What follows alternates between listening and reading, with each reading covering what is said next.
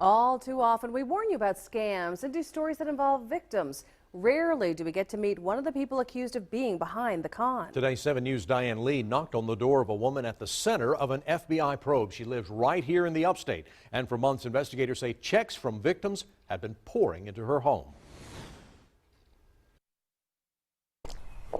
When the woman at the center of an FBI scam investigation didn't respond to our calls and emails, we knocked on her Greenwood, South Carolina door. I'm Diane Lee with 7 News. I don't want to talk to you. Are you Linda Massey? I am working with the FBI. I am trying to get this straightened out. Linda Massey and a man in India are facing federal charges. The indictment alleges they set up a number of bogus companies like Prime Tech. It says Massey kept a portion of each victim's check and sent the rest to India. The scam starts with a computer pop-up with a phone number saying you've been hacked. He said, if you don't get this taken care of tonight, by tomorrow morning, all the money will be gone. And how much did he charge you? $6,499.99.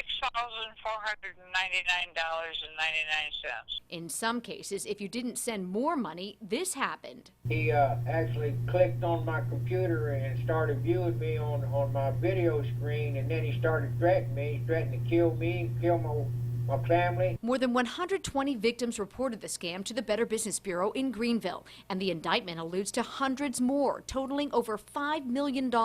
This case actually goes back about 2 years when the bogus company had a P.O. box out of Greenwood until the U.S. Postal Service and the BBB shut that down. That's when they contacted Miss Massey, who agreed to do it out of her home. Did you know that what you were doing was against the law? No, I did not. You did not? Thought I was doing a legitimate business. Is there anything that leads you to believe that she didn't know this was wrong? No. The FBI did go to her before. Bank representatives from different banks in the upstate actually went to speak to her in person and explain why this was a problem and what might happen of the consequences if she followed through with this. Did they warn you about this? No. They did not.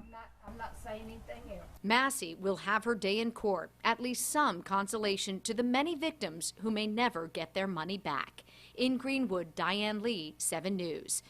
We will keep you posted when that case goes to court. The BBB is quick to point out, even though this company has been shut down, it believes there are other sites across the nation. So be on alert for those pop-ups and calls for computer tech scammers.